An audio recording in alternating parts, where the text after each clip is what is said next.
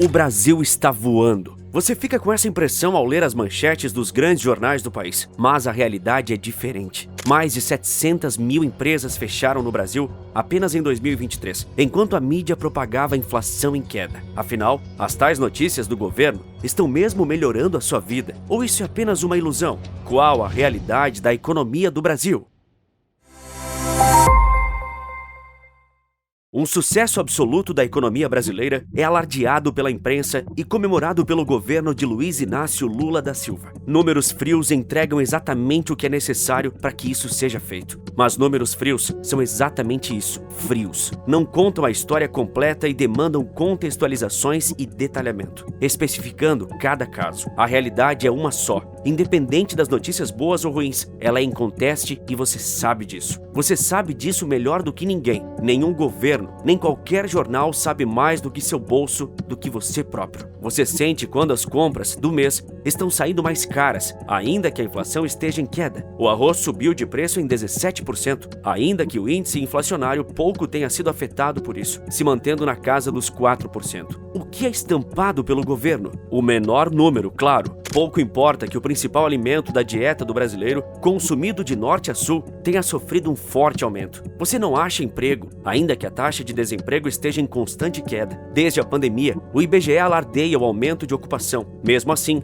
o fantasma do desemprego assusta todos os brasileiros. 8,2 milhões de pessoas não têm ocupação. Mas isso não é relevante. Pior, pouco importa que 3,4 milhões de brasileiros sejam definidos como desalentados. De acordo com a metodologia do IBGE, uma pessoa desalentada significa que perdeu as esperanças de conseguir um emprego. Mais de 3 milhões de pessoas simplesmente desesperadas. Até novembro de 2023, haviam sido criados cerca de 1,9 milhão de postos de trabalho com carteira assinada no país. Esse número ficou bem abaixo dos 2,3 milhões criados em 2022. Esse foi um pequeno exercício para te mostrar que, por mais que existam boas notícias, e isso seja algo ótimo, nós precisamos nos atentar às entrelinhas desses números. O contexto importa, os detalhes importam. A economia brasileira terminou o ano de 2023 melhor do que o esperado. A cotação do dólar, um dos índices mais seguidos pela população, se mantém abaixo dos R$5. O PIB deve crescer quase 3%, o suficiente para vender o paraíso econômico chamado Brasil. Mas vamos além disso. Primeiro, vamos falar do que foi prometido. As mais de 700 mil empresas brasileiras que faliram em 2023. Vamos começar pelos números brutos e então,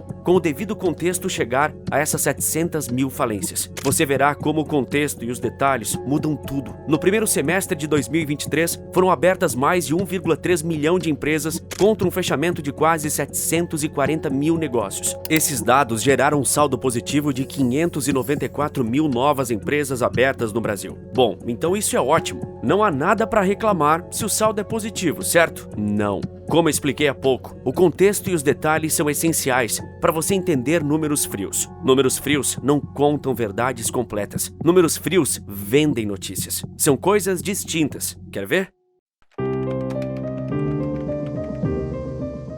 Com esse saldo positivo, o Brasil alcançou o número de 21 milhões de empresas ativas. Contudo, 93,7% desses empreendimentos são micro ou pequenas empresas, sendo boa parte delas compostas por microempreendedores individuais. 57,9% de todos os negócios ativos no país são MEIs. Então vamos voltar aos números frios, mas agora com um olhar diferente, sabendo que a maioria esmagadora das empresas brasileiras são, de fato e legalmente, pequenos negócios. 700 mil empreendimentos simplesmente quebraram, foram dissolvidos, deixaram de existir e de contribuir com a economia brasileira. Certos políticos tentam menosprezar os empresários, até mesmo os pequenos empreendedores, mas eles movem a economia nacional. Ser empreendedor no Brasil é um ato de coragem. Burocracia até se perder de vista, aliada a impostos absurdamente altos e complexos. No que isso resultaria? Numa quebradeira generalizada, porque simplesmente o país joga contra o empresariado. Nesse cenário, não é de se espantar o número de mais de 700 mil empresas terem declarado falência no Brasil. E um detalhe,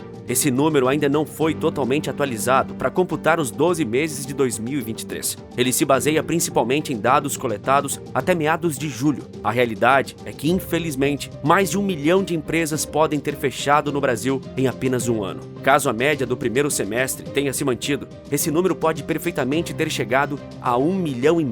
Isso é uma tragédia total e inegável. Não só trágico, como vexaminoso. Mas, novamente, ficamos com saldo positivo. Então não deveria ser bom? Em termos práticos, não é algo ruim, mas esse saldo positivo é mascarado pelos números detalhados. Isso porque a maior parte das empresas são pequenos e microempreendedores, especialmente MEIs, como falei anteriormente. Então não são muitas empresas, sejam pequenos comerciantes ou grandes companhias que estão abrindo. São, na realidade, pessoas desempregadas que não conseguiram emprego com carteira assinada no famoso regime CLT e tiveram que migrar para o MEI. Todos nós sabemos como o MEI é uma ótima forma de conseguir um emprego com pouca burocracia e altíssima flexibilidade. Muitas pessoas abrem o MEI porque de fato irão começar um empreendimento. Outras só querem se manter no mercado de trabalho sem terem que comer o pão que o diabo amassou para conseguir o sonhado emprego CLT. De qualquer forma, o fato principal a ser analisado aqui é que houve uma diminuição de empresas que geram muitos empregos, enquanto ocorreu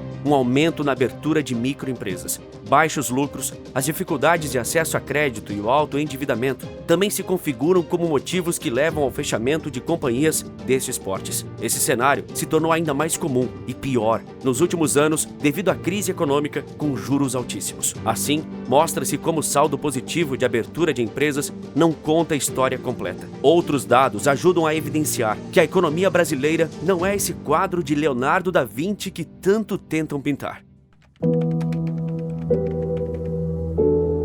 A indústria brasileira é uma piada de mau gosto e um retrato perfeito do porquê o país está em desenvolvimento há décadas. O pleno desenvolvimento, o título de primeiro mundo, nunca chega, nem parece que chegará. Parte disso passa pela nossa capacidade industrial limitada, e o cenário só tende a piorar. As fábricas vêm fechando aos montes. Em um cenário em constante transformação, as fábricas no Brasil têm enfrentado desafios significativos ao longo dos anos. As fábricas desempenham um papel crucial na economia, na criação de empregos e no fornecimento de produtos essenciais à população. Apenas na última década, o Brasil perdeu 10 mil fábricas, um colapso completo, impressionante e lamentável da nossa indústria. O IBGE divulgou um retrato da indústria brasileira, feito ao longo de uma década. A indústria automobilística é um dos setores que vem encolhendo. Quase 23,5 mil pessoas deixaram de trabalhar na produção de veículos de 2011 a 2020. Em 2011, o setor representava 12% da indústria brasileira. Hoje, menos de 10%. Essa tendência tende a continuar, apesar dos altos e baixos da indústria. A recessão econômica de 2014, durante o governo de Dilma Rousseff, foi o início do desastre financeiro e industrial do Brasil. O custo Brasil, novamente por excesso de tributos e burocracia, exerce um papel preponderante nesse fechamento desenfreado de fábricas. Isso teve impacto direto na vida de muitos trabalhadores. Em uma década, 1 milhão de postos de trabalho simplesmente acabaram, principalmente em setores que empregam muito, como o de roupas e acessórios, o de couro e calçados e a indústria metalúrgica. Um detalhe ainda pior é quem conseguiu se manter na indústria passou a lidar com uma queda na remuneração média, um arroxo salarial de fato. A remuneração mediana passou de 3,5 salários mínimos para 3,2 salários. Curiosamente, segundo o IBGE, em 2020 a pandemia causou efeitos diferentes a depender do setor. Quando ela começou, quase 3 mil fábricas fecharam as portas, mas o saldo de empregos no setor no ano foi positivo. A adesão de parte da indústria a programas do governo de Jair Bolsonaro de redução de salários e jornada ajudou a manter postos de trabalho. De lá para cá, é claro que foi o setor automobilístico que mais sofreu, com empresas renomadas suspendendo suas operações. O mercado de carros enfrenta desafios significativos. A Ford já meteu o pé do Brasil. Várias outras, vira e mexe, continuam suspendendo as operações temporariamente. Não são apenas as montadoras que sentem o peso dessas decisões. Os trabalhadores das fábricas, muitos dos quais dedicaram anos de suas vidas a essas empresas, agora enfrentam incertezas em relação ao seu futuro profissional. Além disso, as comunidades locais sofrem com a redução da atividade econômica e a perda de empregos. Isso não é um um exagero, porque existem múltiplas cidades no país que de fato vivem em função de uma fábrica, com todas as atividades socioeconômicas sendo desenvolvidas tendo uma fábrica X como seu sol. Um dos fechamentos mais notáveis ocorreu quando a fábrica da Ford, em São Bernardo do Campo, no estado de São Paulo, encerrou suas atividades. Essa fábrica, que operou por décadas, foi um pilar da indústria automobilística brasileira, produzindo veículos icônicos e empregando milhares de trabalhadores. Quando ela desapareceu, milhares de trabalhadores ficaram desnorteados. Era como o fim do mundo para eles. A Ford decidiu retirar suas fábricas do Brasil porque simplesmente não era mais lucrativo mantê-las. Ela é uma empresa estrangeira de renome que continua vendendo seus carros em nosso país, mas não quer investir por aqui porque não dá retorno suficiente. Aliás, investidores estrangeiros tirando o dinheiro do país virou uma constante. Somos instáveis demais para eles. Os investimentos diretos no país chegaram a 57,5 bilhões de dólares no intervalo de 12 meses até outubro de 2023. Foi uma queda de 22% ao acumulado até outubro de 2022, quando a entrada de dólar para investimento no país foi de 74,5 bilhões de dólares. O valor acumulado do investimento direto no país em 2023 foi o segundo pior de 2009 para frente. O investimento estrangeiro no setor produtivo do Brasil também despencou 40% no último ano, segundo o relatório publicado pelo Banco Central. De janeiro a setembro de 2023, o país recebeu 41,6 bilhões de dólares. No mesmo período de 2022, o valor havia sido de 68,8 bilhões de dólares. A queda do investimento estrangeiro pode ser explicada por vários fatores, sendo um dos principais o risco fiscal que impacta diretamente a nossa atratividade. Isso porque ninguém quer investir num país onde o governo gasta sem ter. O governo federal registrou um déficit primário de impressionantes 230,5 bilhões de reais em 2023. Esse valor é o equivalente a 2,1% do nosso produto interno bruto, o PIB. O déficit primário ocorre quando os gastos do governo superam a arrecadação com impostos. No sentido inverso, quando as receitas superam as despesas, há superávit. Na prática, o governo gastou mais do que tinha. Em termos simples, é como se o Brasil tivesse entrado no cheque especial. Sendo uma pessoa física, você sabe que a pior coisa que pode acontecer para sua estabilidade financeira é ter que entrar no cheque especial. Esses 230 bilhões foi um prejuízo tão alto que ficou abaixo apenas do déficit primário registrado em 2020, de mais de 700 bilhões de reais. A diferença é que em 2020 a economia foi totalmente paralisada e o governo gastou fortunas com auxílio emergencial e socorro às empresas. 2023 não teve nada disso e mesmo assim fomos incapazes de controlar nosso déficit. Em janeiro do ano passado, o ministro da Fazenda, Fernando Haddad, havia estimado que o resultado negativo ficaria abaixo de 100 bilhões de reais. Ele errou feio. Veio mais que o dobro da previsão inicial. Segundo o Tesouro Nacional, o resultado foi impactado pelo pagamento de precatórios, dívida decorrente de decisões judiciais das quais o governo não pode mais recorrer. Mas acredite se quiser, o governo considera que esse resultado fiscal foi satisfatório em relação aos objetivos que foram traçados ao longo do exercício, com todos os desafios que foram impostos. Fernando Haddad, para defender o próprio trabalho, argumenta que esse déficit se originou porque o governo atual teve que pagar dívidas do anterior. Para esse ano, Haddad está prometendo zerar o déficit primário, ou seja, ele diz que não haverá prejuízo. Você acredita que isso seja possível? Da última vez, ele errou por mais de 100 bilhões. Se errar novamente por essa margem, estaremos em maus lençóis. Outra coisa que é responsabilidade do governo também fechou no vermelho. Ou melhor, outras várias coisas governamentais. Aqui estou falando mais especificamente das estatais. Grandes empresas administradas especialmente por políticos, ainda que indiretamente. As estatais registraram um déficit primário de 2,3 bilhões de reais em 2023. Esse foi o pior desempenho nas contas das companhias desde 2015, o pior em 8 anos. Adivinha o que estava tendo em 2015? O Brasil estava passando por sua pior recessão durante o governo Dilma. Em 2023, não passamos por uma recessão. Mesmo assim, prejuízos foram registrados à torto e à direito. Para piorar ainda esse panorama, a última vez que a conta das estatais havia fechado no vermelho tinha sido em 2016. Estávamos há 7 anos sem déficit e então ele veio. Dados do Banco Central mostram que 1,3 bilhão de reais, ou mais da metade do déficit do ano passado,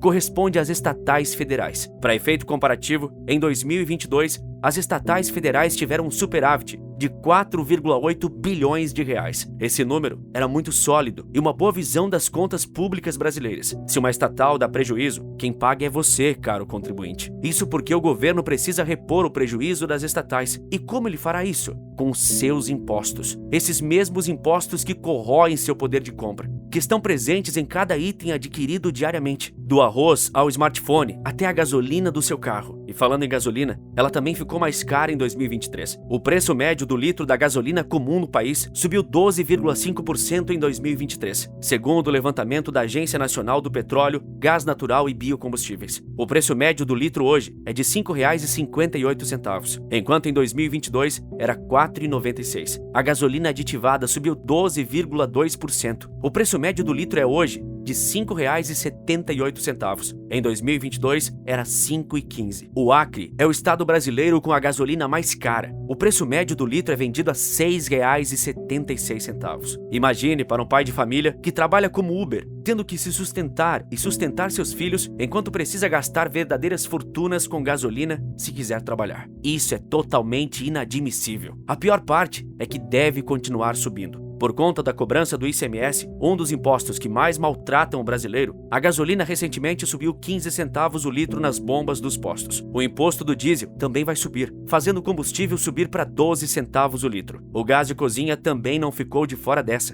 O botijão de 13 quilos, o mais tradicional, sofreu um aumento de R$ 2,00. E se prepare, porque a conta de luz também vai ficar mais cara. Os reajustes das contas elétricas devem subir 5,6% em 2024, de acordo com a própria Agência Nacional de Energia Elétrica. A inflação do aluguel também disparou. Os preços cobrados por aluguéis residenciais no Brasil subiram mais de 16% apenas em 2023. O aumento anual foi mais que o triplo da inflação no país. Imóveis com apenas um dormitório foram os que registraram a maior valorização no mês de dezembro.